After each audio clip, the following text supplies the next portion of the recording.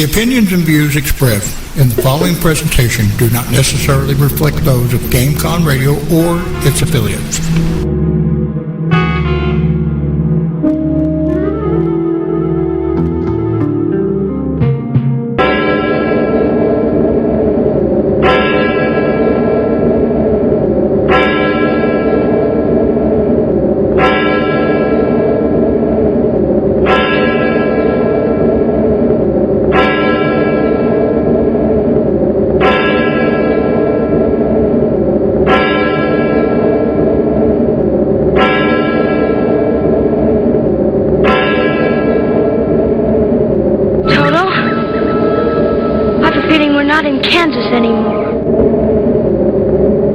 Moebanshee's Lair, Visionary Talk Radio on GameConRadio.com. We rock your world. Welcome to Moebanshee's Lair, Visionary Talk Radio on GameConRadio.com.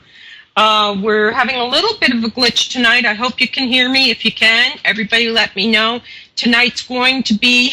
We're on. Okay, thank you. Tonight's going to be a very weird night. It already started out weird. We couldn't, get things going. We're going to be bringing in two of Asylum's inmates. They're going to be interviewing me.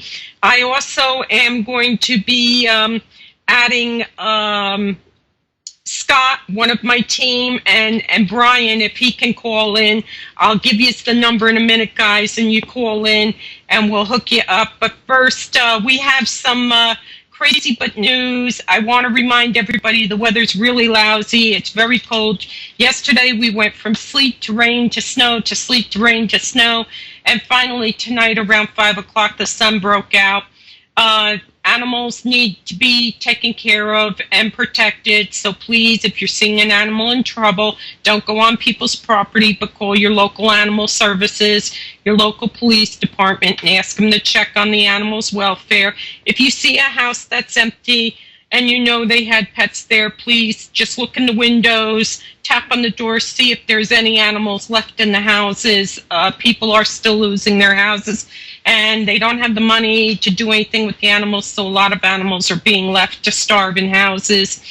Our good friend Dr. Moebanshee, the movie is coming out pretty soon. We're going to be having the producer and director of that coming on pretty soon, so I'm real excited about that. I can't say enough about the movie Saving Lincoln, which you can rent on iTunes for something like $2.99. It's a wonderful movie. It's about U.S. Marshal Ward Hill Lyman, who was actually Lincoln's best friend and ended up assigning himself as Lincoln's personal bodyguard, and how it turned out that he was sent on an errand the night that Lincoln was assassinated. So there are good movies coming out. I want to go through the list a little bit with you guys. I want to thank everybody in the chat, everybody listening on Players. Let's see, next week we're kind of hoping to have a Jesus Christ Superstar type of a show with music from that's for Easter. And April 2nd, Libby Segal, the hobby hoarder. You've heard of hoarders on TV, people that collect garbage and stuff. She collects hobbies, and this girl is amazing. Some of the things that this girl does as she goes through life trying new hobbies, bungee jumping, you name it, she's tried it, and it's going to be a really fun show. On the 9th, we're working on a Titanic show, because April is when Titanic sunk. And on the 16th of April, Cheryl Lynn, our favorite psychic medium, is coming back with 2014 predictions. And on the 23rd, the manager of the Forum in the Metuchen, the Forum Theater in Metuchen, I used to go to as a young lady. And some great stuff happened there, a great history in Metuchen. Wonderful old theater with the whole works, the curtains that pull back and all that stuff. And they're going to be on, so I know that's going to be a lot of fun. And then on the 30th Ansel Hollingsworth Productions is coming on with Dr. Mabuse. We've got a full slate, man. And then in May, Chad Hopkins is coming back on to talk about Lyndhurst, New Jersey, and Lyndhurst, New York, the Dark Shadows Convention for 2013. And then on the 14th, Carolyn Quinn is coming on, and she's written a book about Mama Rose's turn. It's the true story of Gypsy Rose Lee's mother. So we've got some really awesome shows coming up. Our music tonight, I thought, since this is pretty much about us and me, The Wings That Fly Us Home by John Denver, Original Sin, the theme from The Shadow, and Singing Skies and Dancing Waters. They're 3 favorite songs of mine, so I hope you guys are going to enjoy it. And, you guys are in for a treat. Okay, we are going to try to bring on Karl and Stan first, because they're going to be interviewing me, or raking me over the coals, or whatever you want to call it. I'm a little nervous. These guys are live wires, so let's try to get them on the line, okay? Okay, this isn't a perfect situation. We're all right. Okay, Mo. Stan. Hey. Whoa. Okay, are you there, Stan? I am here. You are here. Stan Tacker, you have a show on GameCon, so tell everybody about your show. It's just a show about old-time rock and roll. Call it Jurassic Park. We dig up the old bones of rock and roll, play them, and then dump them out. There you go. And what nights? Thursday. And I listened to it. It's a great show. We're waiting on Karl now to pick up, so we're just going to have to wait. So do you want to take over now? Well, sure. Be glad to. Okay. I'm going to, we need to give Scott the number. So the call-in number, Scott, is 732-707-7709. So let me just type that so Scott's got the number so he can call in, and we'll let him come in because he's on my team, so he can tell you best how I work. Mo, okay. You chicken. I know, I am. I know you. Shy, I swear to God.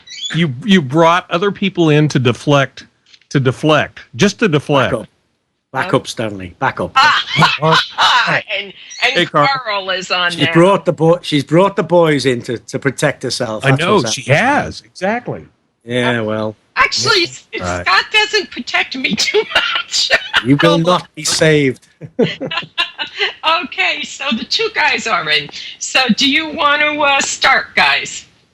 Karl, you want to start or you want me to start? You start, Stanley. You start. Okay, well, Mo, let's start at the beginning since we're interviewing Mo tonight. Mo, where were you born? I was born in New Jersey. I didn't say where. I said, were you? Were I born? I was born, yes. Okay, all right. That's good. New Jersey. Yeah. Okay, so you haven't traveled far from home. No, there's a saying that most people die 50 miles within their home, and I'm going to die within 30 miles of where I've been born. All right, cool. I'm planning on that too. I think she's going to die within 10 feet of the radio. Scott's calling in, so we're going to bring him in. Scott? Yep. Okay, we're going to let them ask me questions, and I'm going to bring you in when I need to be saved. Okay. Okay, so Scott is one of my team. He is, when Teddy and I were getting ready to retire, a couple of people from the asylum got a hold of me and asked about learning, and it was Bob. He came on, and then Scott, and then Brian came on, and they've been with me ever since. Yep, and ever since, it's never been the same for them, I'm sorry to say. Yeah, that's cool. That's cool. Yeah, you need that much therapy to get over it.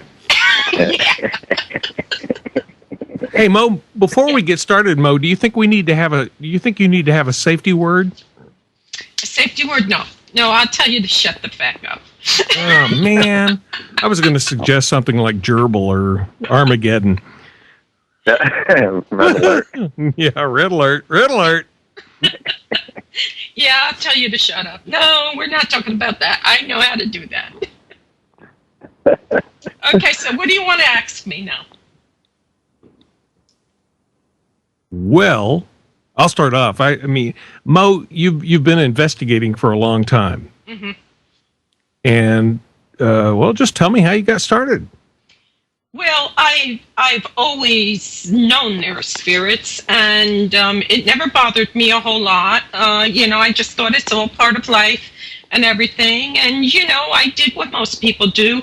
I got married and got divorced, and then I got married again. I met Teddy, and the one thing I didn't want to tell him was anything about spirits because it was so successful in my first marriage. So I kept my mouth shut.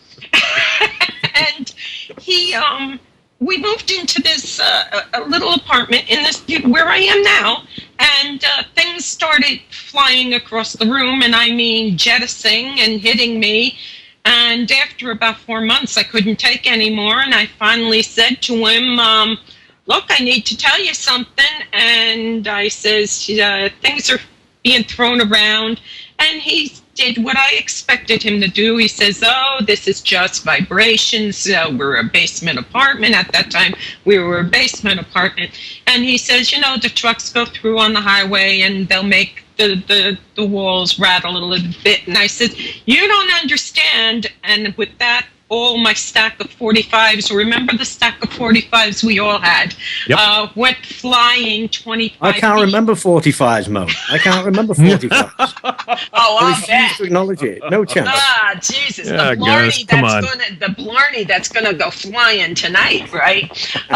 But they went flying 25 feet across the room and smashed into the opposite wall. And I looked at him and I says, like that. And he says, that's not vibrations. I says, thank you. And he reached into his wallet, and I thought he was going to get me car fare and put me on my way. And he pulled out a card that he was with a paranormal group already in since the 60s, the early 60s. You're talking about Teddy, right? Yeah, Teddy. Okay. And I said, why didn't you tell me you were with a group? And he says, well, why didn't you tell me you could see stuff and all? And I said, I didn't want you to think I was crazy. And he says, well, I didn't want you to think I was crazy either, because his first marriage ended up in a, mess. So that's kind of how we got started. And then I was brought in with Stanley Wojak, who was the leader of his group, but Stanley was getting more and more involved with being famous than helping people. And when he would investigate, it was always with the intent of putting it in a book or something like that. And Teddy and I felt that people were being left in the dust. We didn't like that. People need help. They don't want to be in books necessarily. So we decided to go off on our own, just the two of us, and it's been the two of us since 1978.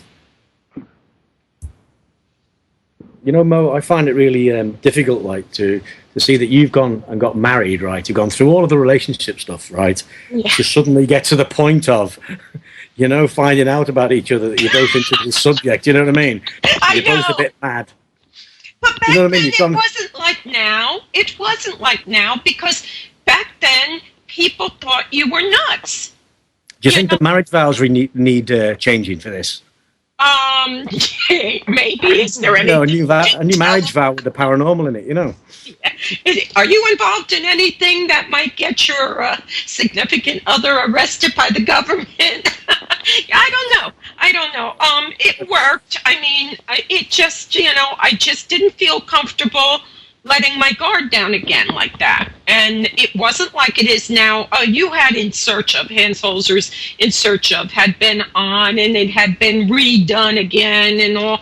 But that's not the same as going out and saying to people, yeah, well, I help people with ghost, and But normally along the way somewhere or other, the subject comes up, somewhere, you have a meeting of minds and the subject will be brought up and you'll sort of kind of like talk about it a little bit and at least know that there's some interest there, not just... there was so much going on that I didn't want to muddy the waters. I had gone through a rough divorce and And you didn't want to scare him off, did you? I didn't want to scare him off. I really didn't.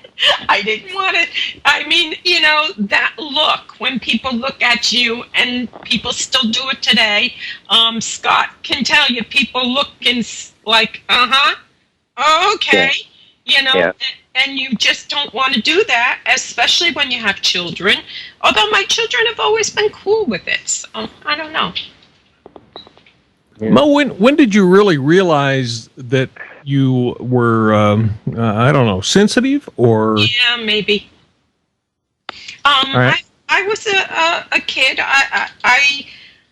I saw people that nobody else was seeing. But the thing is, I learned really fast to keep my mouth shut. Well, yeah. Because that's the way that your father rolls his eyes and your mother rolls her eyes and says, yeah, she's one of those, Yeah, go outside and run around the house. Yeah, please. Mom, I just saw this man, and no, you didn't. There's nobody there. Because my mother was a strict Catholic, and she was, this is the church. You live, you die, you go to heaven or hell. And that was it, And it wasn't until, good God, maybe 1976, that I realized my father always saw them too, but he never came to my defense, not once when I was a kid. You've just touched on another subject there, Mo, that's interesting for me, and I think that you probably see quite a lot of this. When we get this business of the Catholic Church involved in things like this, there was a time when you'd never get a word about the paranormal out of any member of the Catholic Church, at any level. It was shut down for years. Yeah. Yeah, and now you've got the involvement of priests and all kinds of stuff going on. So I understand where you're coming from there, but within your own family, normally there's some kind of element where it comes to light. The subject comes up. Just about every family I've ever spoke to have come up, to discuss the subject. It didn't, because you see, we were the first latchkey children after World War II. The women went to work during World War II. The husbands were fighting. My mom, she worked in ammunition depots. She put warheads together and that kind of thing, and all of that. And then when the guys came home, my father had malaria when he was over in the Pacific, and so he came home a drunk. And the reason he did it is he didn't like the medicine. The medicine just made him completely, just like a blob, So he wouldn't take the medication, so he drank. He self-medicated. Years later now, hindsight is 20/20. You look back and go, why didn't I see that? But I also think that was his way of stopping from seeing what he was seeing too. I think that he saw spirits, and he would tell my mother, the old man pushed me in the tub last night and stuff like that. My mother would say, you're a drunk, that kind of thing. There was so much going on. Back in that day, you didn't have what kids today have a lot to say. They can say, my father spanked me, or this is going on in my family. Back in the day, you didn't say anything. And you were seen but not heard. That was that was the way it was. So you didn't make things worse by saying, by the way, I saw Graham last night, my father's mother. And you know what? In my dream, she didn't have any lungs. And then, so I didn't say anything like that. But then 4 months later, she died, and she had no lungs from cancer. They said they were just black pits. What am I going to do? You sit there and look at my parents and say, yeah, well, remember the dream I had? You learn to keep your mouth shut, because it only made things worse. And that's the truth. It only made things worse to let people know what was going on. They were different days then. My father had a lot of issues from World War II, and my mother was the struggling Catholic, good Irish Catholic wife that, divorce is out of the question, and you just carry on and you keep everything going. How did you get started investigating? I mean, what pushed you into that? Well, Teddy, when I found out he was with a group, and I realized that they knew bugger all, and they were just taking Bugger? they were taking Yes, stuff. Stan, that's like arson, bastard. Yes, hairy ass bastard. Got I it know in. you get it in there, yes. It was,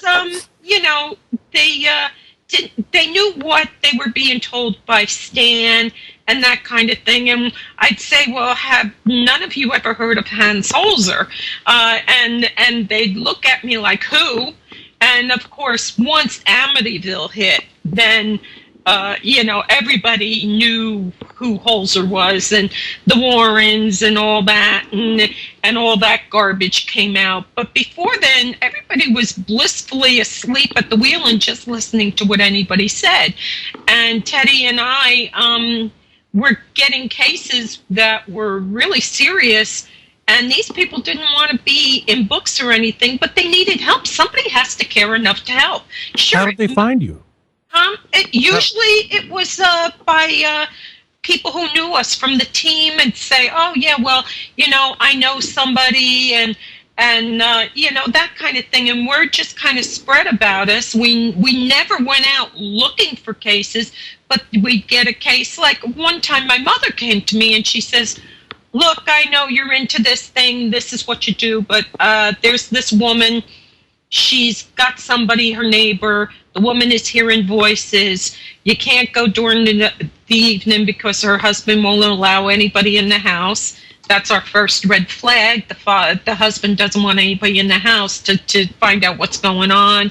And, so we sneak in there during the day and we start checking things out. And So Mo, just hang on a sec there. At that point you're saying there about, so did you start this with the intention of helping people? no, Or did you start that was all it was to help people. Just just help them. unlike myself, I started with a specific need to break down certain, folklore and things. Yeah. You've obviously started in a completely different way, which has continued to this day, hasn't it? Really, the same thing. My whole thing is people should not be afraid of their homes. Children should not be afraid. If children see parents afraid, then they got to ask themselves, who's going to protect me? And I think that's what we do, right, Scott? Yeah, pretty much. It's pretty much the whole thing. I mean, especially with the kids and everything. It's one thing when you're an adult and you're living on your own or with your roommate or with your husband or your boyfriend and girlfriend, but when it comes to kids, that's a completely different ball game. I mean, I think there was a thread on the asylum earlier about, kids and, their susceptibility to these kind of things, so, I mean, not without, straying off track there too much, but yeah, I agree with everything. And then some, Yeah, definitely. the whole thing with Teddy and I was something's going on. Somebody's got to find out what's going on.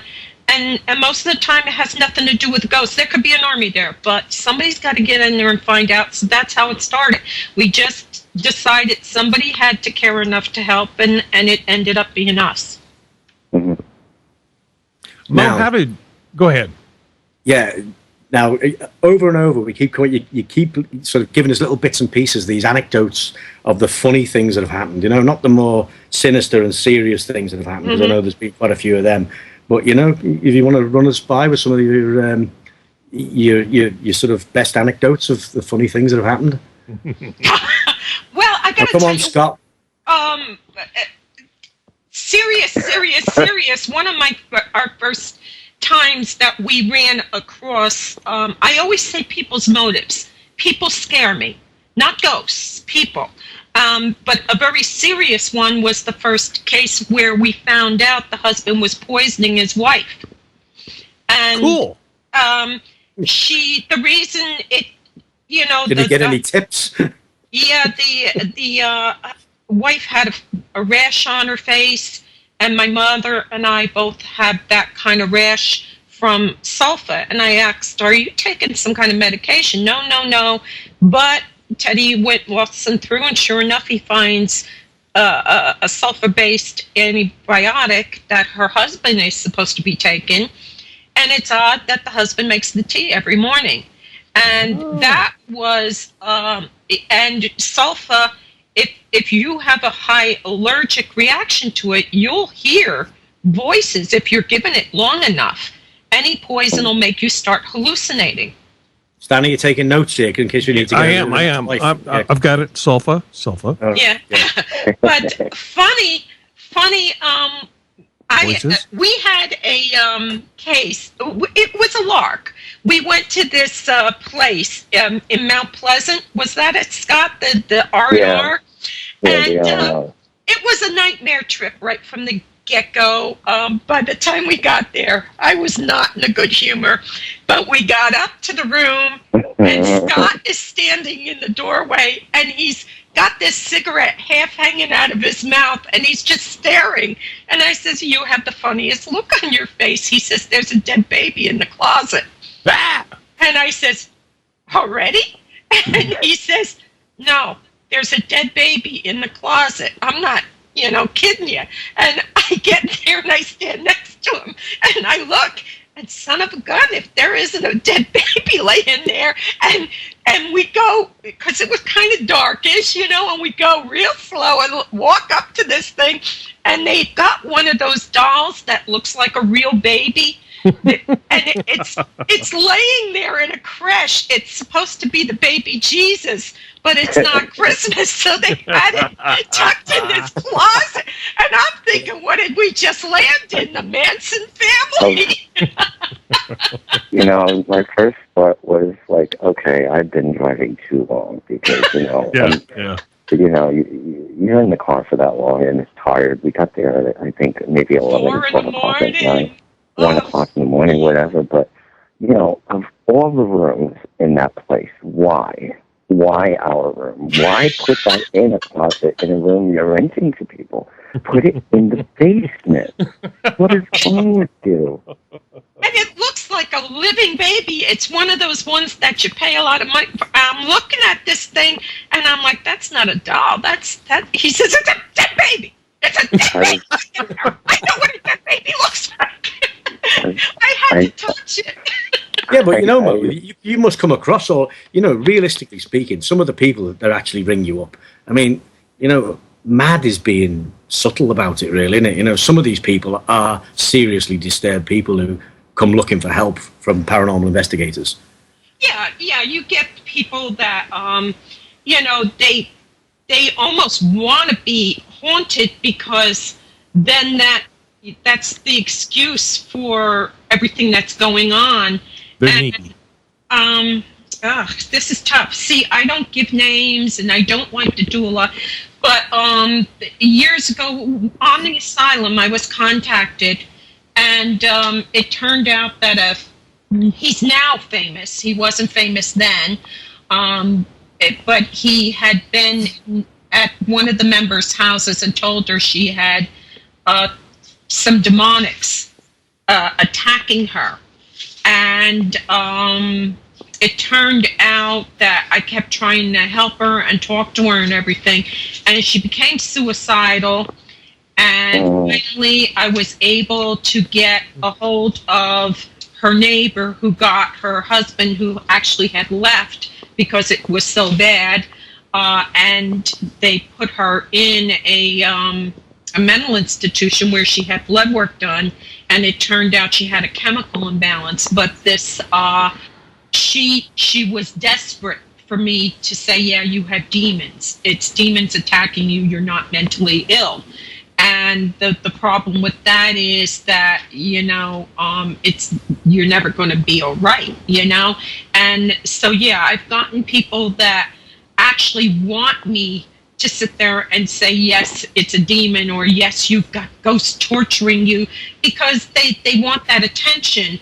It doesn't bother me so much with like bed and breakfasts or businesses that the economy's low. They want people to come, and right now ghosts are hot. You know, people go there for the ghost. Yeah, that's pretty understandable stuff, isn't it, really? But, yeah, you know, I understand the that. danger is here, of course, you know, I mean, although, you know that I work on my own always, Right. and, of course, the dangers associated with working on your own are one thing, but the people you're dealing with there, I mean, they're at risk to themselves, they're a risk to you, certainly, and, of course, if you did maybe just a slightly wrong thing, it could be perceived in, you know, you could end up in a whole load of trouble, couldn't you, realistically? Oh yeah, we've walked into a house and the guy had loaded rifles all through the house, and Bob had to. I've warned you about that, Stan. Had to walk through. Unload them. And he says, "Buddy, you know what are the rifles for?" And he says, "I'm going to shoot the ghosts." And he walked through the house and unloaded the rifles. But again, it was a matter of they were so over the edge, they weren't thinking reasonably anymore, you know, and they were hallucinating. And that was scary because they had a young child in that house. Mm-hmm. Scott was there. That was pretty something out of a TV show, really. I mean, I never really experienced anything. This like is it. that. This is, you can find yourself in a serious situation, can't you? You can. Right out the blue. You know? People bring you out, and they can want to rob you for your equipment. I've heard of teams being robbed. Please rob me. I need robbing. 30 tons of robbing. Come and do it. Okay, you can find Karl over in England. And Yeah, you could rob him repeatedly. You can only break in here and tidy up. There's no other way. If you ransack the place, you tidy it, you know. That's right. if you find Right, it's a only living polite. being there, it's Karl. Don't take him. Just take the rest of the crap. You won't even find me in here. You can. And that's something that Teddy taught me really early on because the investigating part was alien to me. You know, I mean, I just help people, you know, and that's all I've ever called it, is helping people.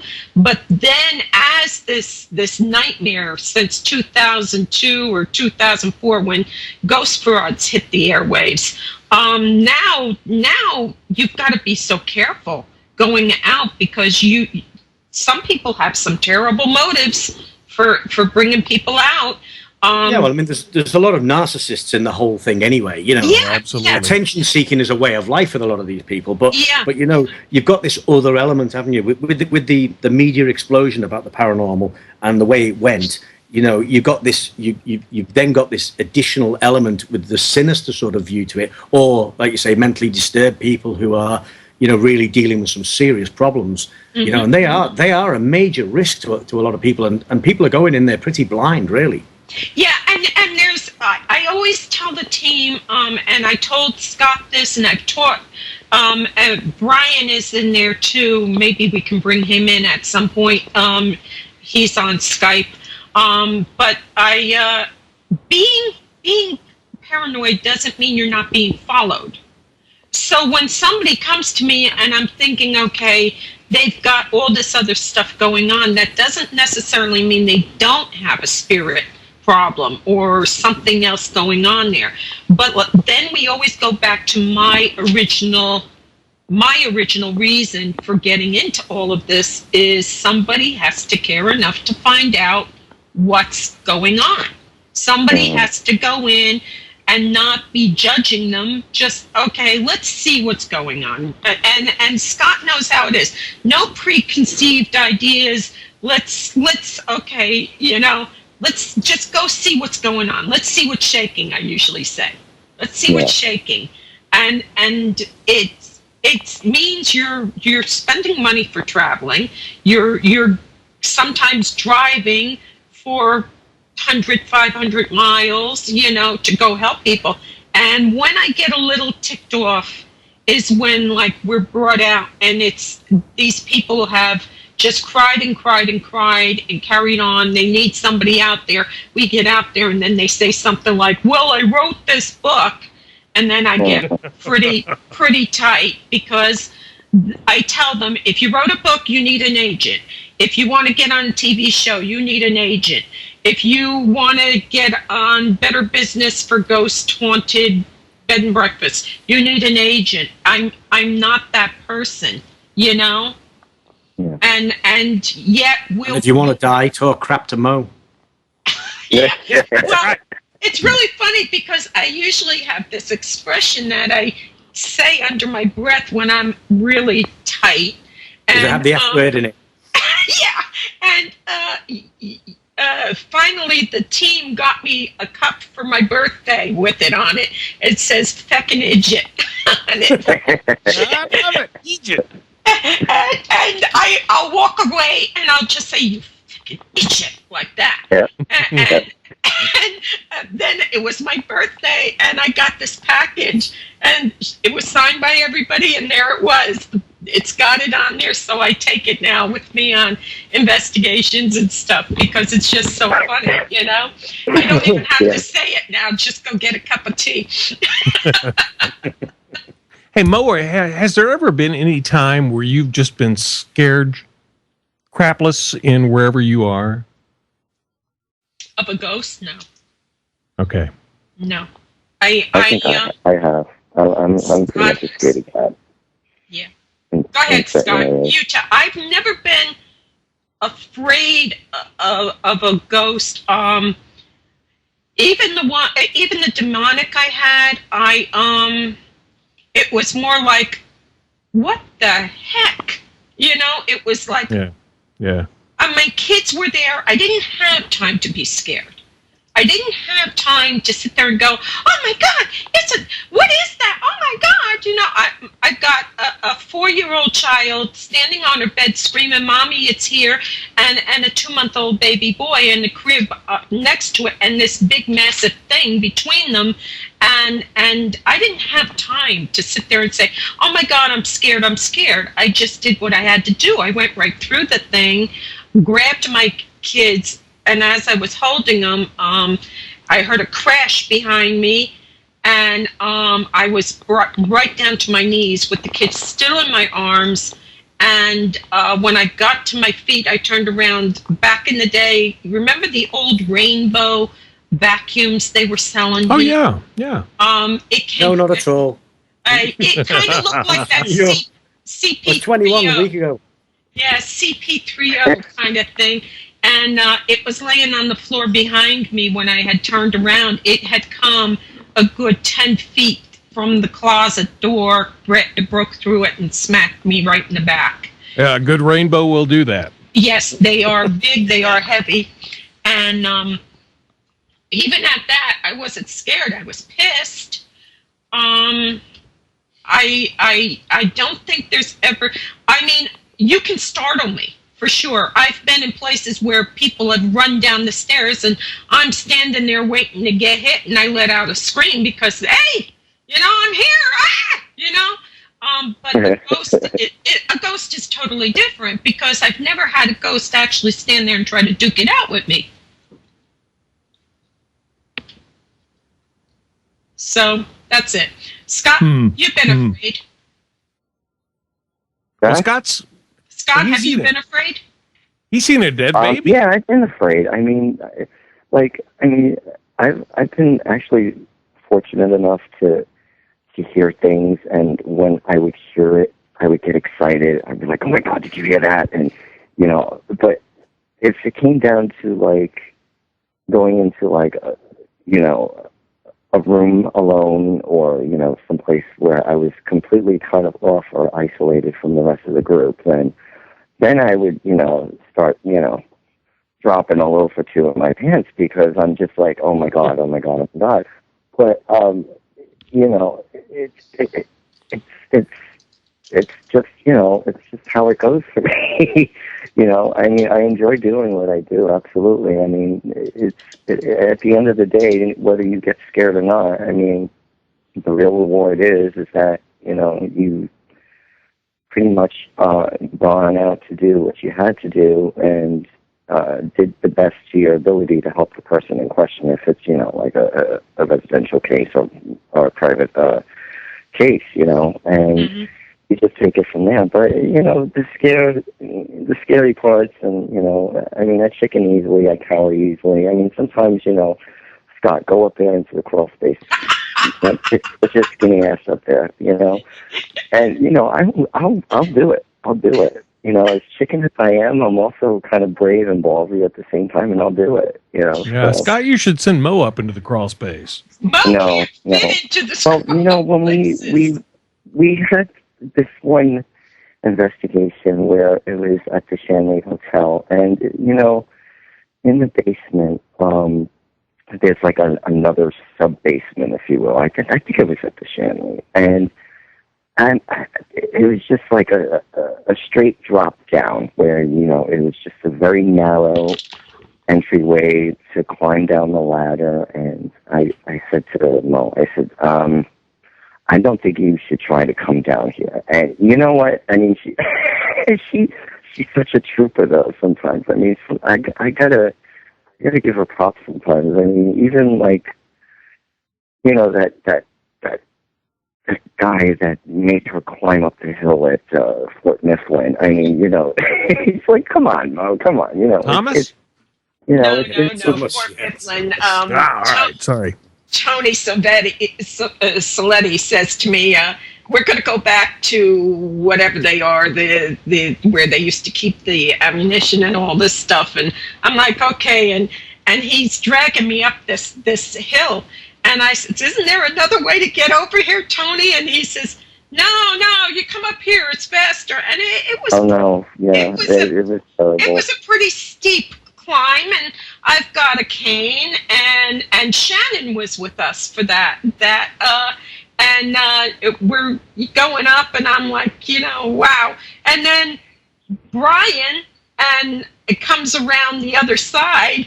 And I'm looking at him, and he says, all you had to do is keep following that path. You could have walked right around. And I'm like, okay. So I did go up the hill. I did make it up the hill. I mean, and that was before or after the knee replacement.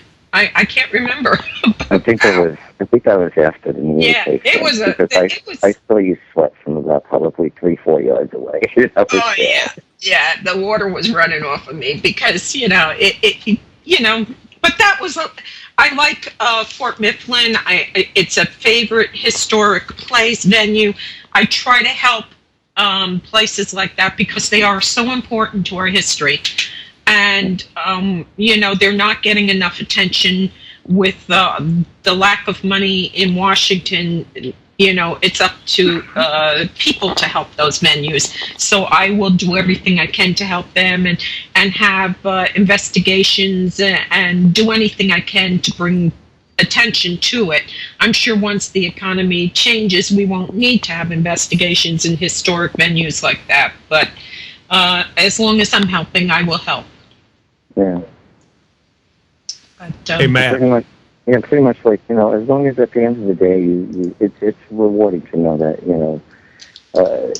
that you've been able to help somebody and did, gave them the satisfaction, you gave them the advice, and just hoped that, they follow that advice. And, you follow up with them, and then everything turned out to be okay, So it's the best thing. I mean, there are times where I'm always like, I'm sorry, guys, and this has been boring. And it's like, you know what? Would it be nice to, see, books go flying off the shelves or, tables turning themselves over? Yeah, that would be great. But, that's not why I'm going. Why I'm going is to see what's going on with the people rather first, and then see, take it from there. Yeah, that's why I'm so proud of this team. And I have to tell you, I was very nervous about bringing in new young people in with Teddy and myself because I was afraid that they all wanted to see ghosts. So like on TV, we want to see stuff. But their first priority is to help the client. And that's that's what I'm so proud of, because we can walk away and say, okay, we didn't see one thing that made us think that there's a spirit involved in any way in this, but we did our job, and we took care of this client, and the client got everything they needed. If I think they need to go for counseling, it's the first thing I'm going to say. And we've seen some rough stuff. We've seen drug addiction. We've seen somebody tried to kill himself. We've seen some rough stuff. I mean, we see not nice things when we go out a lot of the time. And just plain second nuts. That's all, you know. This is the whole thing. This is the difference, isn't it, really, with what's going on? Yeah. You know, you people are actually, you know, involved with an awful lot of people, you know, and this is the main difference between what you're doing and what other people do. I, for one, I never see people really. You know, my whole thing is based on being on my own and doing my own thing without the, you know, the interaction of people. But your whole thing revolves around people, you know, and I can see where you know, the pitfalls of that must be horrendous, really, when you think about it. Well, because, you know, you just said something there. Yeah, you're leaving, and you've got to, you know, wonder, is everything going to be all right? And so I tell them, if you need me, you call me, you know, and make sure you keep in touch. And I will get people, like the one case where the young man tried to hang himself, and it's a massive emotional burden, isn't it? Really, for you. It is because you're not going to stand there and say, "Oh, we were in this town and this happened and this happened," and then half their town is going to know who we're talking about. So you know, you've got to be very. You're not going to see these pictures from their home all over the internet. You're not going to see pictures of where the kid hooked up the rope. I'm not going to do that. These people need help. They don't need exposure, you know? Yeah. And that is, it is, I guess it's a moral dilemma. And that's why when people look at me and say, oh, well, they don't do anything like the people on TV. And I sit there thinking, I've never seen half of what we've seen. But our moral responsibility is to help the client and not make it worse. Mm-hmm. And that's a big thing. We got to go to break, guys. And then while we're on break, we're going to try to see if we can bring Shadow into it. And I think the first song we're going to do is the Wings That Fly Us Home. No? Huh? Original Sin. I'd rather do the other one if we could. You can't?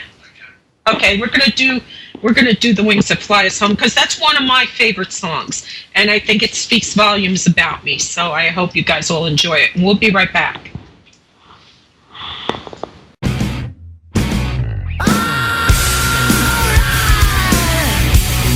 You are listening to GameCon Radio.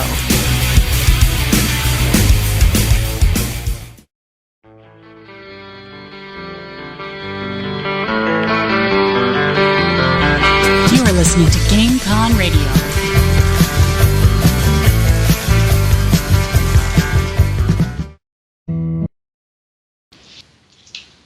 We're being it's a lot of fun in the back, what you can't hear behind the music. I'm being investigated myself tonight by Karl and Stan, and joining us is Scott from the team and Brian from the team. Say hello, guys. Hello. I think Okay. Brian is still Brian's okay. still missing in action. Okay, Where is he? He's probably taking care of one of the kitties. Okay, so you guys have the floor. Okay. Is it moving? No, it's not moving. Not yet. I gotta water. say, I gotta think of a really good one to get a really squeamish. So I'll let you guys take first crack at it. Okay. I'm back. Are we on? Yeah, you're Yep. on. Hey, you're on. Okay. Okay, Carl. Brian, it's up to you. Brian, you Yeah, have Brian. everything. Oh, hell, what did I do? No, the guys have to ask a question. Carl? Carl. No, I'm dead. Yeah. Sorry, I've died, drowned. All right. The water's coming in, Mo. The floor's moving. Yes, we told the story about a basement we were in, and poor Bob and I were down there, and it was pitch black. And to explain the basement, there was a giant boulder in the corner. They just built the house around the boulder. And so I'm sitting perched on this boulder, and it's really dark. And Bob says, "Mo?" And I says, "Yeah." He says, "The floor is moving." And I says, "What?" And he says, "The floor, it's moving. And it's moving towards me." Like that, real high pitched, and we call him Bear.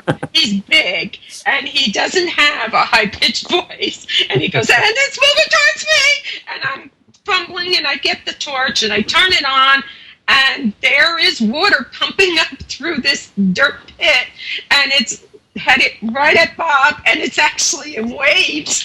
And I'm yelling, "Get the equipment up off the floor!" And he's standing there in the middle of this water, up to his ankles, like Atlas holding all this equipment up in this basement, and it just was really funny, but it was dangerous. Nobody warned us that this kind of thing happened. And it was dry when we got down there, so we didn't see any problem, but people aren't always forthcoming with the problems of the house, and you've got to take that into account. That's an understatement. Hey, Mo, what would you say is your most satisfying investigation? Recent memory would be the young man. And no sex in it. No sex right. at all. sex. All right. No sex. No, the young man, we were called Sex out. is okay. She brings a young man straight into it. Yeah. We were called out for by another team who was TAPS affiliated, which means all they do is collect evidence. They don't help people. And what it was is this other team had told the client that a ghost had tried to hang the son.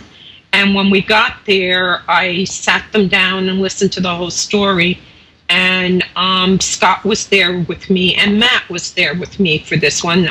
Brian couldn't make it. It was during the week. It was an emergency. We went all the way out, and the father said that he was getting ready to go to bed, and there was this huge man in the corner of the bedroom. And he said, "Who are you? Why are you in my house?" And the man didn't say anything, but started walking towards him. And he said the guy was immense. He was just like a big, huge man. And he backed him all the way up to the basement door. And the guy opened the door and started backing down the steps of the basement. And it was dark, and he heard a bunch of noise. So he tried to pull the little chain to put the light on, but it wasn't working. So he felt around, and the bulb had been loosened in the socket. Yeah. And he tightened it, and he saw his son flailing, hanging from the beam in the ceiling of the basement. And he quick grabbed him, and the kid said something hung him, and so this other team that had investigated told him that the ghost was trying to kill them to get them out, which made no sense to me at all.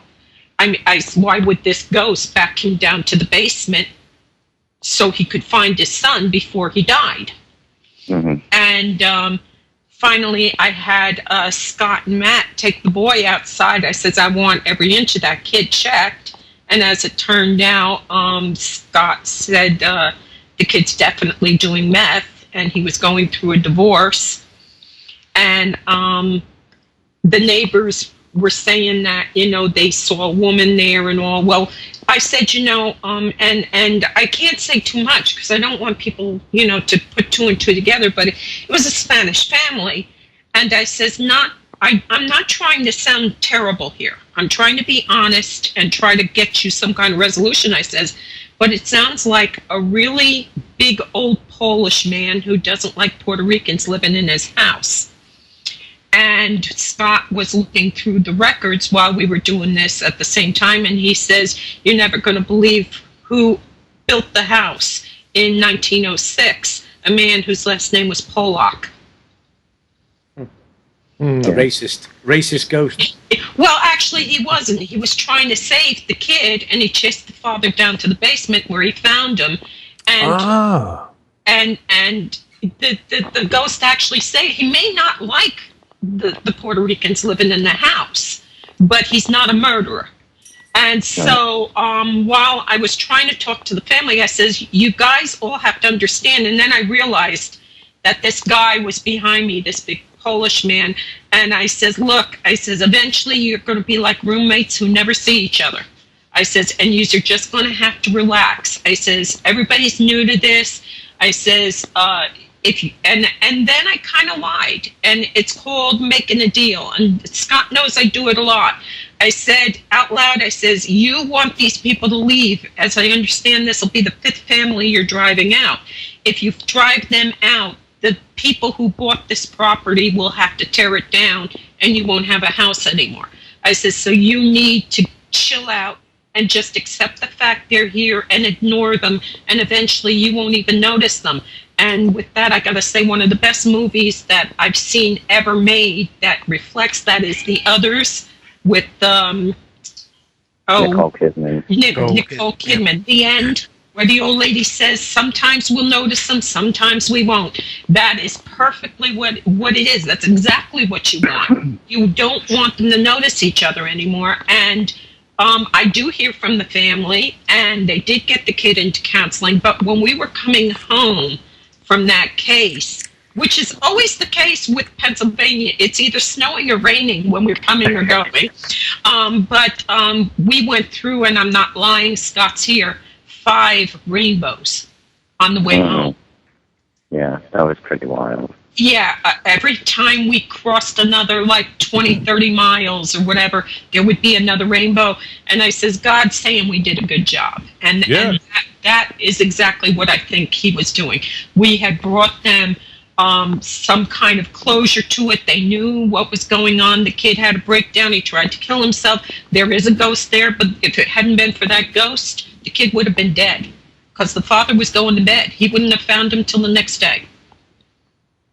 So I think that was a very satisfying case. I'm very proud of Scott and Matt. Everybody did their job. We talked. Scott is excellent at interviewing clients. He has a wonderful way about him. He's disarming. He can talk to them, and people just open right up to him. Brian is excellent with tech stuff, as is Matt. Matt is a whiz with technology and all of that. And Bob is the bear. He's our bear. And he looks like a bear. He's big, but he's a gentle bear. And when it comes to security or having somebody strong on your right arm, Bob is your man. So everyone in the and Bob is trained to deal with people with emotional problems. He works for a psychiatric institution as a bouncer, but he's the head of security. But he's very well honed in how to handle people without it escalating to a battle. And that's very important with what I do. It's not like on TV where we just go in la la la, we walk into some pretty scary stuff, and we have to know that the family's going to be okay when we leave. Karl? Yeah. I can't imagine why Mo was ever the least bit afraid of being interviewed. No, nor can I. No, and we've only mentioned Thomas once, and I've only said arse once. Yes. I think she might have a glass of Irishness next to her. I don't know. No, I've got a Coke. That's another thing. That's good that you said that, though. No drinking before a case. No drinking on a case. That's an absolute no. And there are 2 kinds of cases. There are fun cases and a case of whiskey. Yeah. And a recreational intervention. cases. Yeah. Right. An intervention is where we are going in to try to resolve a problem. And I will say right up front, like when we went to Burlington, I said right there, this is not an intervention. I got a few facts in as well. Oh, yeah, I did. And a few arses, too. The odd bastard. Yeah. Yeah, my Harriet. Yes. Now, while we're on the subject, Thomas, Yes, Oh, Thomas. Jesus, Mary. Thomas. Jesus. Thomas needs investigation doing, he says. Yes, Thomas is lonely. Thomas has been emailing me. Yeah. Thomas has got a whole field of sheep, I think, keeping him company. Could be. Isn't that slander? Yeah, Thomas is not from Wales. I mean, No, he's not. He's from Ireland. Yeah. right. He's not bashful. That's No. one Are you thing intending, he's not. Mo, Yes. are you intending to go back to Ireland at some point again, are you? Yeah, we would love to go, and we want to drive through ourselves without doing the bus thing. That was a total disaster. But yeah, we want to go back. It's just a matter of getting money together to do it. Yeah. But I mean, obviously the thing is, if you do like a sort of more of a travelling type, a bit of a wander, like, you can get a lot further with your money as well, can't you, really? Mm-hmm. Right. Depending on where you stay, and you can pick and choose your places. You can actually do it very cheaply, Mm-hmm. Yeah. And I do still have family in Roscommon, so Yeah.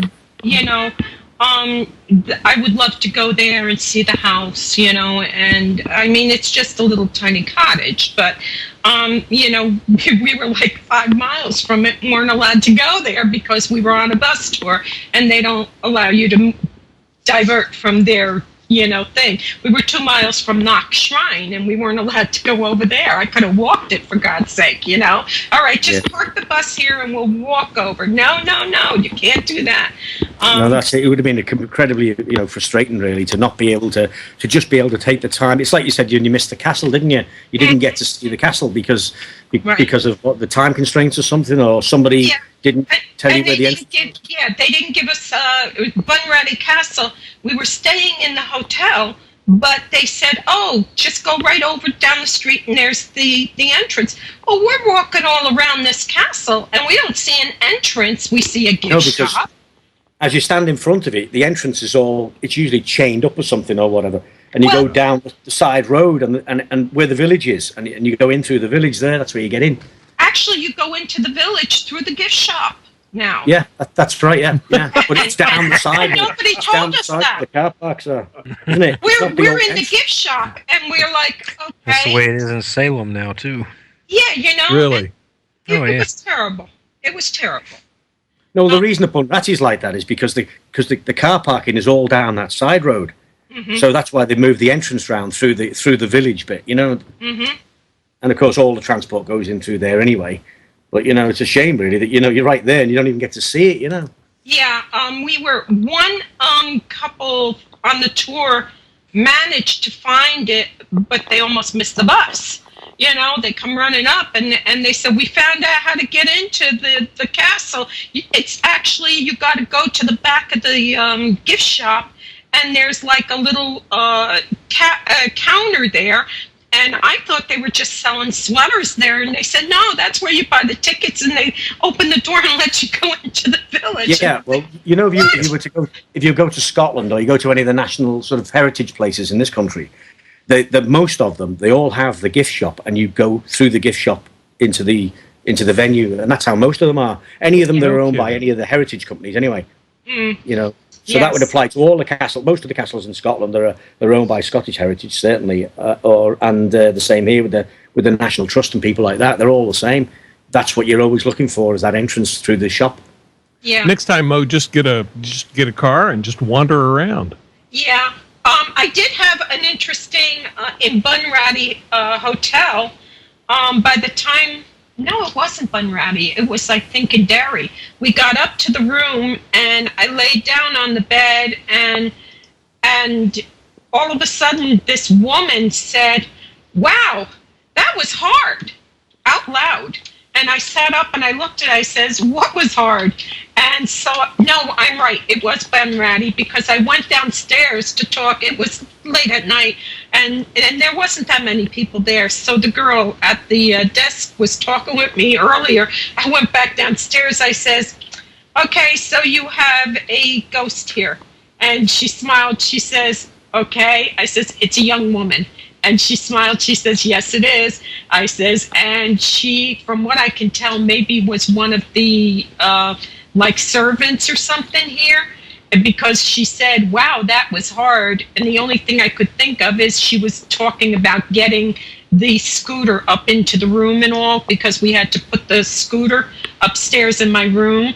You know, I have one of those. And I guess after that, and Christine had left, and I sat on the bed and laid down, and I was like, oh, Jesus, that was a chore. And all of a sudden she said out loud, that was hard. So, you know, that was cool. But that's the only experience I had with a ghost there. I have a good line for that, but I'm keeping my. No, Thomas wasn't Never there. mind. Thomas wasn't there, so it had nothing to do with being hard. That was hard. Yes. You know, getting back to what we do, any other questions about that? Yeah. What do you think about what about doppelgangers? I think that there's spirits that, and this is something that I'm still working on. I'm still working on this because I really, since my mother died, is when it dawned on me. You know, for years we've had people tell us, no, I don't know who this, I saw this person and I don't recognize them. I never saw them before. But everything concerning the haunting or visitation, because just because there's a ghost there doesn't mean it's a haunting, but everything is sounding like they know you. You may not recognize them, but it sounds like they think they know you. Yeah. And so I would say, you know, well, what exactly, you know, is going on? And they'd say, well, it was young and this. And then my mother passed away. And I saw her, and she was maybe 30 years old, 28, 30 years old. And it clicked. My mother, before she died, she was looking in the mirror. We were buying dresses, and she said, oh, I let myself go. I really let myself go. She was 84 years old, you know? And I'm looking at her, okay, Mom.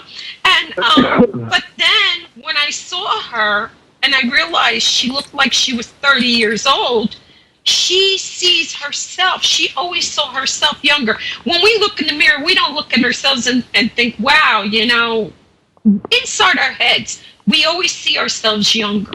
Absolutely. Really. And I think that a lot of times when you get spirits, it's not what I see in the mirror. Yeah. I think when get a new mirror, Carl. I don't look 21. I'm telling you that, man. No way. I just do not look 21. Rough. When some people pass away, they get Swiss cheesed, and they can't quite remember what they look like, and so they might actually, you know, take on the attributes of something. Say it looks like Marilyn Monroe. Maybe the person who passed away kind of resembled them. And they can't remember exactly what they look like. And you're going, I swear to God, I saw Marilyn Monroe. And then you look at the pictures on the family's desk or on whatever, and you say, kind of like that. Maybe the spirit isn't realizing what they look like. They're doing the best they can. You know what I mean? Yep. Because it's a theory I've been working on because of my mom. If she hadn't shown up to me at 30 years old, I guess I would still be saying, I guess there are ghosts that just like to imitate other people. But I don't think that's necessarily the truth. One of the elemental, it's one of, I think it's Fyvie Castle. Is it in Scotland? Yeah, Fyvie Castle. Yeah, they call it the elemental. And when the woman that reported it said it was covered with like a lamb skin, and it stunk to high heaven, and it was very short. So imagine a child. That was just ghost. Yeah. There's one like that, and a similar one at Blenkinsop Castle as well, known as similar tale at Blenkinsop Castle. Yeah, maybe a child from the Middle Ages passed away never having saw itself, but knew to cover itself with a sheepskin. And maybe baths weren't on the top of the list back then. And now there's a woman there, and it comes up behind the woman and appears, and she looks down, and of course she's seeing this mishmash of whatever. She sees the coat, you know, and the cover on the head made of the lambs. Well, but the child really doesn't know what it looked like, other than it saw its hands, its legs. But nobody held a mirror to its face and said, "Aren't you a beautiful baby?" You know what I'm saying? So I think some ghosts... Maybe a distorted view in a pond or something like that. Right. Some ghosts don't actually know what they ever look like. And so now when they're appearing, you're seeing this kind of mishmash of emotions too. Because I definitely think that there is some kind of way that when our guard is let down, we see them. And if you go looking for them, you're not going to see them. Most of the time, if you're going to go looking for a ghost, you won't see it. Anybody I know, it's kind of been like, oh, I wasn't expecting that. That's just the way it is with them. I've seen famous people a few times. Yeah. Yeah. I once saw Fidel Castro. No, I'm serious. Yeah, I'm sure you are, At the local post office. I mean, it looked just like him. Okay, you saw. Yeah. Everybody has a double. Stan, Everybody has a double. Yeah, and Oscar Wilde's living in my quilt. Yeah, right. He's living in my bedclothes. Queen Elizabeth was at the local Quick Trip. She was gassing up her car. That doesn't surprise me, actually. I saw my grandfather's double in Keyport, New Jersey. My grandfather died while I was living in Metuchen in 1970. And then years later, I guess it was like 76 or so, I was in Keyport, New Jersey on my way from my house to my mother's house. And there he was standing on the corner of the road, of course, across from the gin mill. And I said, either that is a great double of him, or that's my grandfather. But everybody has a double. I mean, it's just, it has to be. There's too many people here. You know the legend of the doppelganger, the whole thing, the whole essence of that is that if you meet your doppelganger, you're supposed to die anyway. So, that's part and parcel of the legend of the doppelganger, I don't buy it. I mean, I've never seen it in action, so, I haven't seen my doppelganger. Hey, Mo, what about the Banshee? Speaking of seeing something and dying. What about a Banshee? I've never seen a Banshee. Well, good, because isn't the legend of the Banshee? The legend of the Banshee is certain houses in families in Ireland have a Banshee, a woman that can show up as an old washerwoman or a beautiful woman, and she knocks at your door, and if you let her in, someone in the house will die that night. All the famous families have it. I guess my family's not famous enough to have it, so... Infamous. They just have regular washwomen, that's it. We're called Ruans from Roscommon. So I guess, and they're part of the Runan family somehow, but we don't have a Banshee, so I have no experience with Banshees other than my own. How did you happen to pick the name Banshee? That's a funny story, actually. I had just gotten the computer. We never did the computer, Teddy and I, until like 98, and somebody gave us a computer. And 98? Yeah, 1998. And so I had Windows 3.1 for you then, was there? I met this guy who had a site, which was Asylum Cam, the predecessor for our site.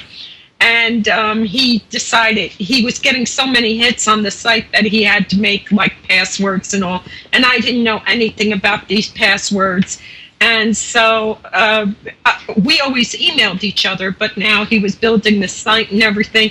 And so he says, you're going to need to, get a username and a password. So I made the password. I looked down at the floor and my cats were there, Mo and Banshee. And I made the password, and all of a sudden... You had a cat named Mo? Actually, his name was Memorial, but we called him Mo. Okay, all right. I pulled him out of my engine on Memorial Day, and Banshee was there, and so I used that, and next thing I knew, that was my username on the site, and everybody just started calling me Mo, and since 1998, everybody's called me Mo. My mother, just before she died, my granddaughter walked up to her and asked her something. She says, "Go ask Mo." And I looked at her, and her mouth dropped open, and she says, "I'm so sorry." I said, "You too?"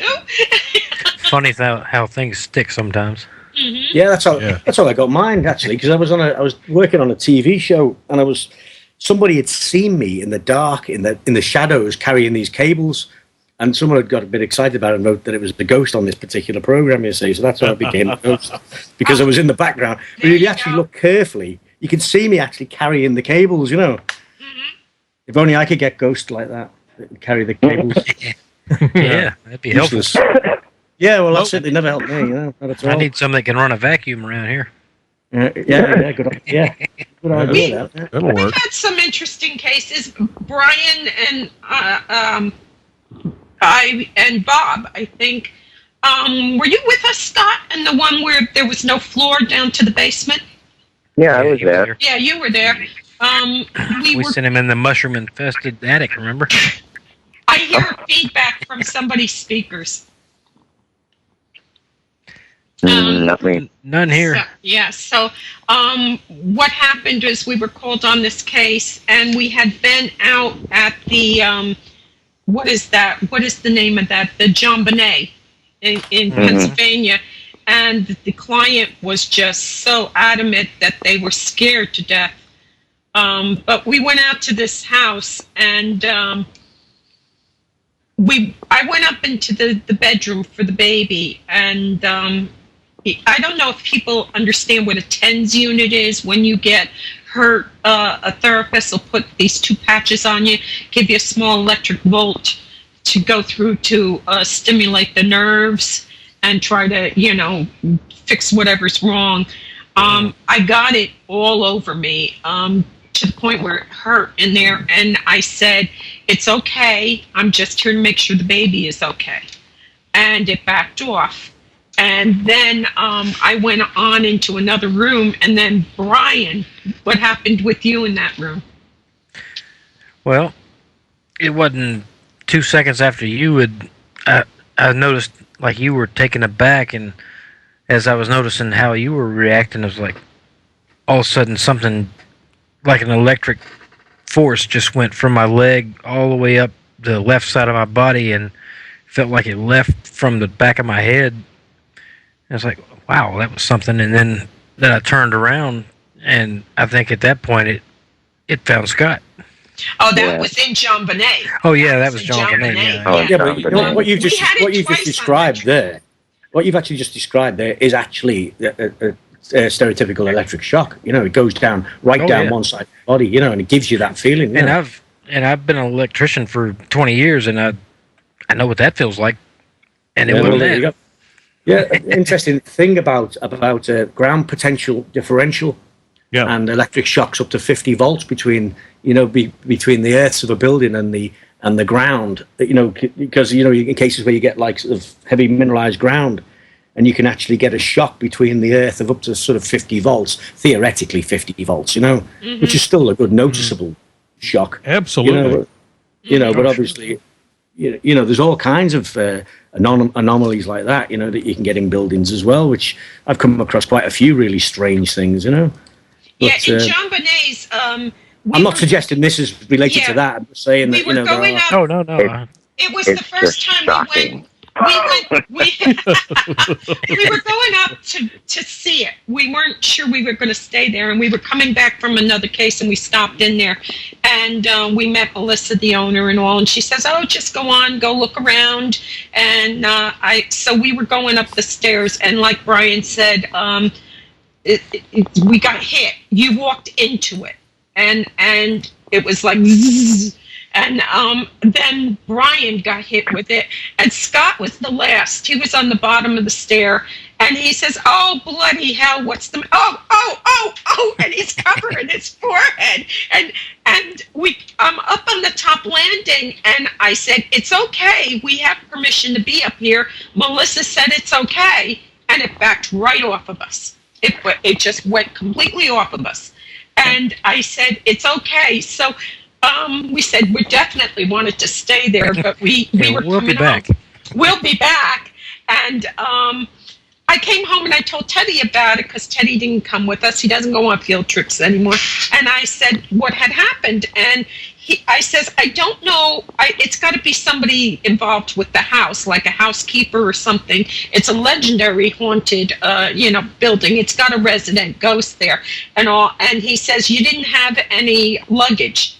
And I looked at him and I says, what? He says, you were up in the bedrooms, but you didn't have any luggage. They probably wondered what you were doing up there. Aha! And I went, yeah. See, for me and Teddy, it always has to make sense. If it doesn't make sense, then something's wrong with the whole thing, you know? But we went up to this house after we stayed in the John Bonet, which was a trip. It was great. But we stayed there, and this client kept calling me. And so I said, we've got a blizzard coming down on us tomorrow. We've got to make a decision. Are we going to go further out? Because it was almost to Ohio. And the boys said, yeah, we have to. We can't just ignore this. So we ended up driving out to the Ohio border. Somebody's got a speaker going. No, I don't have Yeah, I anything. hear it now.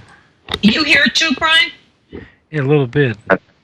I don't hear nothing. Yeah. And I don't have any speaker going. And so I said, okay, we went up there, and I went into this baby's bedroom on the second floor, and the same thing happened to me. And I said, we're just here to make sure the baby's okay, because I assumed it must be somebody worried about why are you in the baby's bedroom, you know?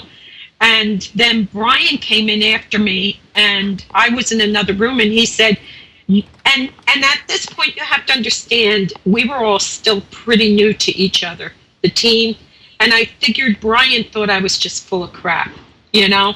and so he said, you're not going to believe what happened to me in the baby's bedroom. And I turned around, I says, I'm going to tell you what happened because it happened to me. And I told him, he says, yeah. So he That's knew. pretty much what happened. Yeah, he knew that I wasn't lying and that I was for real, because that's the worst thing, working with people that think that you're full of crap, you know? And there's so much of that out there now that everybody just assumes you're full of it, you know? And so I had gone into this one room, and it was dark, and I kept taking my foot and putting it a little further out and putting it a little further out and feeling my way. And all of a sudden, I felt a hand on my back, and it was Brian. And I found the chain for the light, and I turned it on. He says, I just got this horrible feeling that you were in trouble. And we both froze and looked down. There was no floor. Go all the way to the basement. That's a sort of It's only standard about sort three- of venue that I About get a now. three-story drop. Mm-hmm. You know, roofs and floors They are optional in the buildings basically I go gutted in. out the entire- yeah, they gutted out the entire stairwell. It was like, you got to be They kidding. never warned us. They never warned us at all. No. Yeah. No, they didn't Yeah, say. after you pass by the the three way, rifles on the right, look out for the Yeah. pitfall down to the left. I mean, the first sign of trouble really was after we had set up the equipment and, we're just about getting ready to, start off in the basement. I had set something, I think it was one of the cams. I had set it up on top of the backsplash of the stove in the kitchen. And, I continued with Brian to go around the rest of the house and, wire all the other cams and everything, and then come back upstairs and then, do the interview. And then, just when we're about to go down, we proceeded to head towards the kitchen where, the foot of the stairs to the basement was. And son of a bitch, this client had 3 or 4 pots on the stove, all burners, full blast with the camera on top. And I'm like, oh my God, I was mortified, because it's like, you don't tell us about the stairs. You're trying to cook our cameras, and you have loaded shotguns. It's like, oh my Yeah, God. and they were only just trying to be nice and make us some nice ghetto pizza. Yeah. Yeah, they Yeah, were we trying to want make us pizza for that. pizza. Yeah. They were Camera pizza. they were stoned. Yeah, I'm not going to lie about that. And then I try to tell the guys to be careful. You know, we're dealing with people that, you know, have all kinds of emotional issues. You know, they justified, unjustified, whatever. But Bob looked at the baby, and I didn't know who baby Stewie was. I wonder if you're going to bring us if you were not. I don't know. We're getting a lot of static, but yeah, I didn't know who baby Stewie was from, what is that, Family Guy? Yeah. And he kept calling this baby Stewie. And it wasn't until I got in the car and was on my way home that Brian explained who Stewie was, because Bob is saying, did you see the size of that goddamn baby's head? Oh my God, it was the size of the Goodyear blimp. It was ginormous. It was just scary. It was scary, baby. But again, it was a situation where this house probably shouldn't. I don't believe it did have a certificate of occupancy. There was a lot of environmental problems in there, like the boys were saying. Scott is also our tunnel rat. Back in Vietnam, you had tunnel rats, and you scooted them through the tunnels looking for the Kong, you know. And so he's small, and he fits in little places nicely. And we put him up in the attic, and there was all these mushrooms growing up on the ceiling of the attic, and the walls of the basement were completely crashing in. And when I finally contacted the family who had called us in, I told them that these two kids who had set up house with this baby had no business being in the house. It should be condemned. Also, that they were really stoned. A hazard. And again, this goes back what Karl was saying. I have a moral dilemma going on because I had to tell the parents that these kids were stoned, and they had a baby there, a brand new baby, and you know that this is not a good thing for anybody. You know, something's going to happen. They were cooking stoned. They didn't know what was going on. Like Scott said, they were destroying a camera that was worth, you know, a couple of $100, you know, and you know, without regard to what was going on. So I don't know what the family did, but I had to be the bad guy and say they shouldn't be alone with that baby. They're two teenagers trying to pretend that they're adults. I don't know why they were allowed to stay in that house, maybe just so the house had somebody in it and that kind of thing. But again, we get a lot of that, you know, where we have to be the bad guys, you know? I think it's quite Hey, Mo, I amazing. have a question. Oh, Sure. Go ahead. Go ahead, Karl. I was just thinking, you know, I mean, you know, listening to what you're saying there about all of these things, all of these aspects and these various diverse parts of these investigations, you know, I mean, you know, to me, that would almost, it would put me off even bothering, quite frankly, to do any of it. You know, I have enough to think about with all of my own personal things that I'm dealing with all the equipment issues, with making sure the buildings are secure and all of this stuff, you know, without having to worry about whether I need to get the authorities involved or you know, what kind of emotional issues I'm going to take home from the people that are there. You know, I mean, it just seems like something that is so vast in its liabilities and its risks that, you know, a risk assessment for something like that. I mean, how do you risk assess something like that? It's huge. We take our chances. Yeah, I just feel that this is what I'm supposed to do. Somebody has to help, and I'm a watcher. I know you're a equipment person. I know a lot of people who go into this looking because they want to prove there's ghosts. I don't need to prove it. I know there's ghosts, and I'm not interested in proving it on TV or having people say, "Well, Mo has proof there's ghosts." I can't. Yeah, no, I understand that. You know, the way what I do, yeah. So the difference is, this is what I do because I'm good at observing things and going back to children. I don't want children in trouble. Teddy and I had a case where this doctor was from another country and was saying that a demon was hurting the child. And at the end of it all, it turned out that the spouse was abusing the child. And I know certain things to look for, certain behaviors. The child walked on his tiptoes around the offender.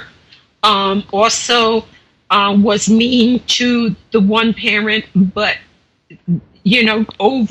overdoting on the other parent. And I started watching really closely, and it did turn out that after DIFUS was called in, that the one parent was put out of the house for child abuse. And the doctor came to me carrying on because now they had to bring grandparents over to take care of the kids because of me. The one spouse was put out of the house. And I said, you understood when you called me that if it was something like a spirit, I was going to help you. But if I found out something else was going on, I was going to do that too. I was going to take care of that too. Yeah, but this is the thing I'm saying, that it's sounding more like you're a psychotherapist with an interest in ghosts, not that you're interested with ghosts, and you come across. Every once in a while, there's a ghost there, though. It's kind of where it turns. Yeah, this is the way it's seen. It kind of like, it looks that way around, that everything that you're involved in seems to be, have its problems with the people. Particularly said the problems with the people involved in it. So is that just about most of the things that you find that you're involved in? It always comes up, or I is say there a lot that all the time. 99% of the times, even if there's a ghost there, that's not what the problem is. Right. There could be a ghost there, and we've sat there and said, "Yeah, there's a ghost here." That's not the problem. That house where we were approached in the baby's bedroom, the nursery. Yes, there's a ghost there. There is a woman there. She certainly felt a presence there. She was there. But that wasn't the problem. The problem is you had two young kids trying to take care of this kid, and they were babies themselves. And what had happened, what had brought us there was the mother complained that she had been dumped out of the bed. Yeah. And that the family said there was a bad entity there that was attacking their daughter. So that starts the ball rolling. That starts the ball rolling. So we went there, and did we find a spirit? Yes. But when I confronted the young lady, I says, I'm going to tell you what happened here. And she sat there, and I says, you were stoned, the baby was crying, you didn't want to get up, and the old lady turned you out of the bed. And she looked at me, and I says, you didn't get up because the baby was crying, right? And she says, yeah, I was stoned. And I says, and the old lady took matters into her own hand. She got you out of that bed. I says, so you're mad at her because you're a parent who can't stay straight for, the time you have your baby here. I says, I'm going to tell your parents you shouldn't be here alone with the baby. Are you not afraid that, obviously there's a group of you, so there's safety in numbers there. But are you not afraid at some point or other you're going to come across something and be involved in something that's going to drag you into a whole situation that, I don't know, it could be criminal, it could be, you could be accused of things, you know what I mean? Of being implicit in things. It's always a concern. Yeah. Yeah, because at the level that you're talking about here with people with drink, drugs, and psychological problems, sooner or later, you've got to come up against someone who really does need some serious help. Well, they could drag you into anything. That's one of our first protocols, is to check the medicine cabinets, check the waste bins for what they're throwing out, if it's beer cans, liquor bottles, whatever. We try to get a handle on how. Yeah, within the first 2 hours, we know who's drinking, who's doing what. Scott knows whether if they have toys under the bed. Oh, God. Don't invite us in if you don't want privacy. All right, so this is where the tech bit comes in, is it? His job is to look for the toys. Yeah, we do. I will say this much. When people call me, I don't jump and say, we got one, like Ghostbusters. I never do that. Because 99% of the time, nothing is needed. You just have to talk them through it and say, yes, it's very normal. You probably do have a spirit there. And it's probably somebody you know, and you got to get over that fear and just accept it. And then as we talk over the time, they get over that, because it's that first, I'm 50 years old, I never saw anything, and suddenly they see something or that shakes them. Brian, the Medal of Honor soldier, how old? In his late 80s? 70s, early 80s, Right. and crying because in his whole life he never saw anything. This is a man tough as nails. Tough as nails. And reduced to tears when we got there. And that was Brian's first case. And it was... I have a case for Scott there. There's a guy I work for sometimes that runs a theatre up in Blackpool, and they have a pretty... he runs a hotel himself, and they have quite a few ghosts, apparently, at this hotel. And the reason I'm saying that it might be one for Scott is because it's a swingers hotel. and it might be right up your street for investigating for those toys. Oh my God. Oh my God, poor Scott. Scott is the biggest prude, I think, on the team, and what he ends up having to get involved in and finding. But he's so good with. We had a case just recently too, and we were called into the Bronx, and it was really interesting because it was a very religious lady who said she had ghosts coming in, and it turned out that she had just gotten an eye transplant and had just seen for the first time in 20 years. Mm-hmm. Yeah, and Yeah, it was around that. she was seeing these spirits, and it was very interesting because he sat down with her, and she was very tight-lipped because everybody thought she was crazy, and one daughter was actually trying to have her committed, and you're right, you walk into the middle of families in battle, and I mean they're in battle. And one family member is trying to get this woman committed, and the other sister is sitting there saying, my mother's not crazy. Is she seeing something? She's seeing something. And as it turned out, we figured out that the reason she's seeing it is because she doesn't know how to filter it out anymore. Children, when you grow up and your invisible friends become a nuisance, you filter them out. Do you know what I mean? It's a child's way of protecting themselves. They stop talking about their invisible friends because mom and dad say, "Oh, there aren't any invisible friends. You're making it up. You're making it up," and or their friends start, who are you talking to? So That's another element that you're saying there. About being dragged into family feuds and trying to get somebody committed and things. You're used as a tool to try and get somebody committed to say, well, actually, She says she's seeing ghosts, and you're agreeing with her. You know what I mean? It kind of like it gets more and more complex as I'm listening to it. In fact, it'd probably make a great film, really. Kind of like Jerry Springer goes ghost hunting. Yeah. It is bizarre. But obviously you've got a good team with all the right elements. Yeah. I mean, and certainly that's it. Yeah. Certainly from protecting your interests and yourselves, you've got a good team, haven't you? Really for that. Yeah, nice balance. They're excellent. Bob is wonderful. He's like I said, we call him Bear, and he looks like a grizzly bear, but he's a gentle bear, and he's very astute. That's another thing. Every single one of the team is very observant.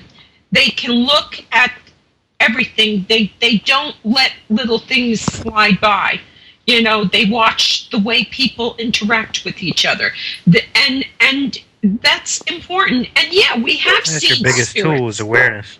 Yeah, we have seen spirits. I was just thinking, because I taught engineering for years, and when you look at it all, you become a great.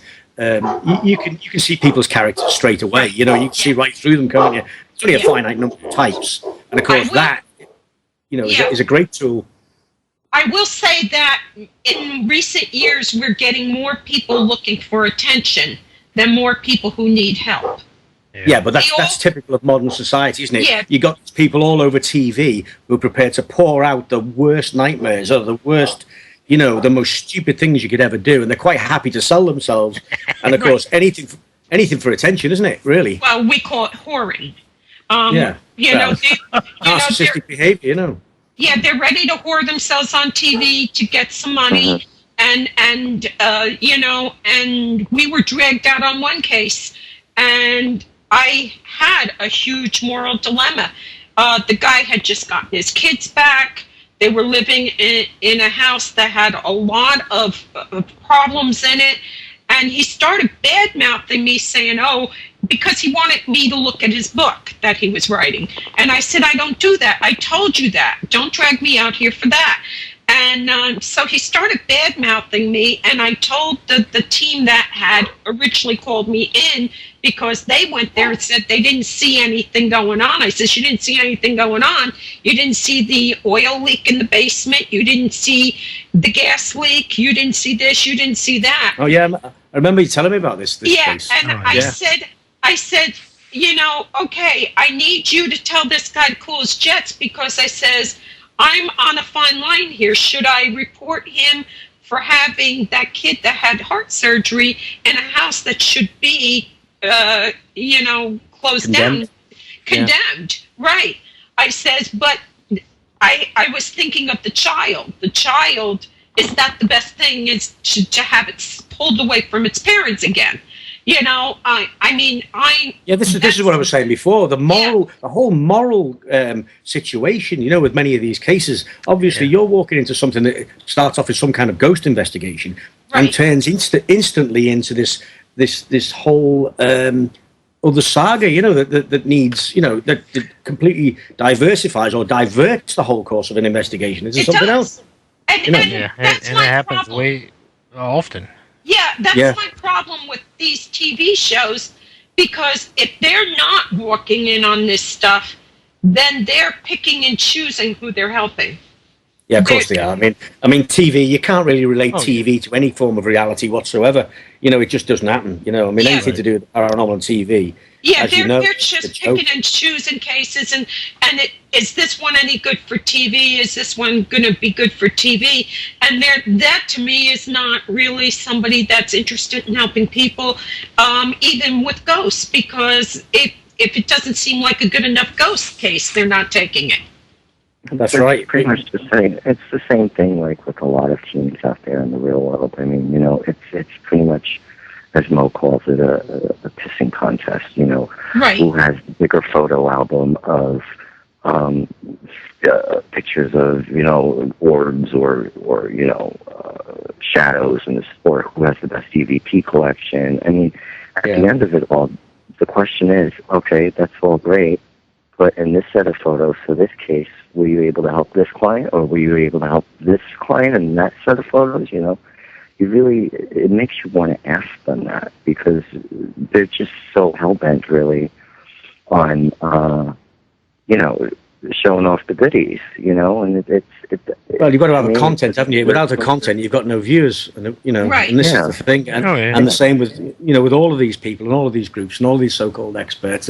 There's got to be some kind of content, and they'll stretch the truth in any way, shape, or form to make it fit the bill. To keep up the level of attention that's bestowed on them. Right. Yeah, and that shouldn't really apply to every team that's out there. I'm sure there's quite a lot of fine teams out there, but unfortunately, it's like the way I look at it, it's the majority of them they all watch too much of these shows on the TV, and they're like, okay, we're going to be like them. And then they become affiliates, and then And most of them didn't start until that show came out. That's it. Most of them didn't care a rat's rear end about any of this until they saw two plumbers make it rich. And now suddenly You sat there. I said, have you ever read any Holzer? How about Rhine? Have you read any of Rhine's stuff? Have you read any of this? Have you read any of UCLA's paranormal group from the 70s? No. But they're all experts. They're all going to go into people's houses where they're going to walk into all kinds of problems.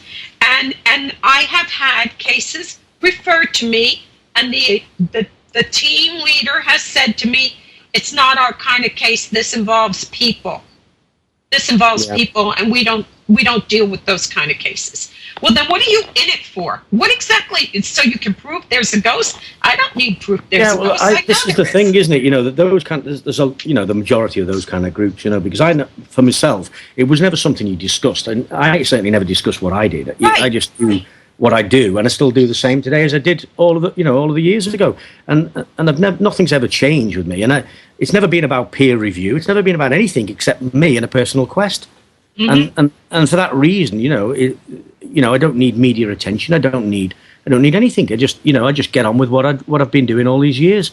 And in fact, in the early days when I first attracted some unwelcome attention from some TV companies, I'd go home. If they were there when I got there, I'd go home. I didn't want the attention. I didn't need it, and certainly as my job as an academic, I didn't need it. That was attention that really was unwelcome. You didn't discuss it. We didn't. Well, the way this all came about with me coming out public like this was when Doc owned the old site. He saw that a lot of people were coming in with questions about unexplained phenomena, and he said, do you know anything about this stuff? And I kind of guessed, yeah, I know about it, because we need somebody to help these people when they come to our site. They're coming to our site looking for help now. And from what you said there, you said that basically, that you're well placed to help people in that respect, in that sort of thing. I mean, that you can easily see how that turns into what it's turned into.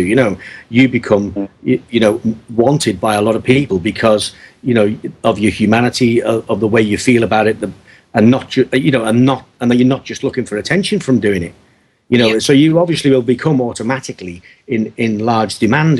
And you can easily see that somebody else might take that as, I'm getting a lot of attention, let's turn it into something bigger and let's shout about it a lot on TV. But you haven't done that. You've kept doing what you've been doing all of these years. Yeah, when we first started the radio show, I was kind of trying to stop all the misinformation, all the garbage we were seeing coming in. That's the single biggest danger in all of the paranormal so-called research is all the bull and all the misinformation that's bandied around. And not actually looking at the real subjects and the real depths of the subjects. We go off on a tangent. Someone comes up with some harebrained scheme or some stupid notion. The classic stupid notion would be orbs are the first stages of a manifestation. I mean, those kind of things. And the next thing is, see it all over these sites. People saying the same rubbish all over the sites. And it is sheep. Very much, a lot of people are just sheep in the subject. And this misinformation, this whole thing of misinformation and a subject that's been corrupted by so many bad influences has left us with very little of any worth. Yeah. We have to close up, guys. So do you have any last thing you want to ask before we close? Hey, Mo, let me ask you this. Okay. All right. All right. Moebanshee, that name came from two cats. Yeah. All right.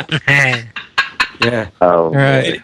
All right. It's just a thing, Stan. They could have been called Feck and Arse. Wow, I forgot that. Feck and arse, because we're down low on the count.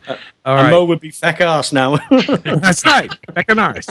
Well, but Mo, what is your first name? It's Gail. Gail.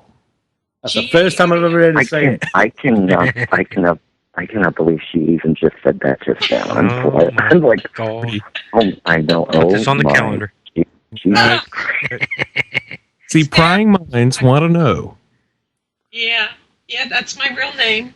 Nobody has said it since 1998. Cool. But your fans need this knowledge, Mo. I know do. it. You're feckin' fans. My Yeah, your feckin', fucking fans, yeah. yes, my feckin' fans. And your bastard fans. Yes, I That's just all of want them. to say that I have the best team there is out there. These guys are good for nothing, and I mean it. They're the best out there, and they do it just because they're trying to help people, which makes them good for nothing, and God bless them for being good for nothing. And the site, I'm very blessed to have people like you and the team and Spook UK and Shadow and everybody helping me on the site, because I wouldn't be able to do anything. Sam is our sentry. He's the one who approves the count. Oh, yeah. I could not do anything without these guys, and I'm very blessed that these young people have chosen to learn what I value is helping people. Absolutely, did I too. No, yeah, no doubt. And we love you too, whatever your name is. Thank you. Yeah, whatever your name is, you old broad. You old broad, you. Yeah.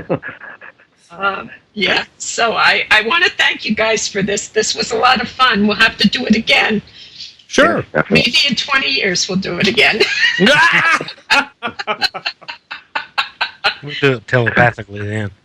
Yeah, no, it was a lot of fun. I enjoyed it tremendously. Yes. And you guys were great. You guys were so great. It just makes a change. It makes a change actually talking about you rather than you talking about everybody else. It's actually where it all fits together. I mean, I've learned quite a bit tonight about how you fit it all together, which is, it's not something that you get from just listening to the little snippets in your normal radio shows. Exactly. To see that there is this whole big human element thing going on. That's as obviously bigger than any of the investigations, really. It is. I think that's the most important part for me is I don't care if it's a ghost or not. I just want everybody to be okay living in their houses. I want people, if their grandmother's ghost is there, that's cool. Grandma loves you. She didn't hate you in life. She don't hate you now, Get over it. Everybody just start living and enjoying life, not being afraid. And that's important to me, especially when children are involved. I'm very concerned about children. And when they see mom and dad sitting there screaming, watching a show, they got to be asking themselves, who's going to protect me now? Yeah, I can see that. So that's where we fit in, and hopefully God's going to shine on us for doing it. And like I said, I couldn't do it without the boyos. They're wonderful. They're an awesome team. And you can find us at asylumsgate.com. Okay? Thank you, guys. Write it down. Thank you. Thanks, Mo. Yeah. Good night. Thank you, guys. Good You guys night. are awesome. Have a good Okay, night. next week I'm going to be playing some Easter music from Jesus Christ Superstar. And we'll be seeing you next week, same time, same station. God bless you all. I love you all. Have a good night. Ciao. Somewhere over the rainbow, birds fly. Birds fly over the rainbow, while can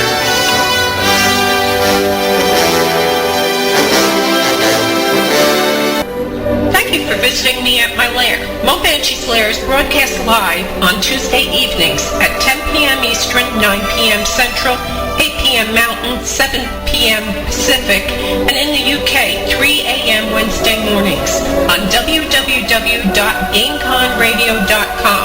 You can listen to our recent recordings on Podomatic/Moebanshee. You can contact me at www.asylumsgate.com. Again, thank you for listening. God bless you and yours, and have a very cool day.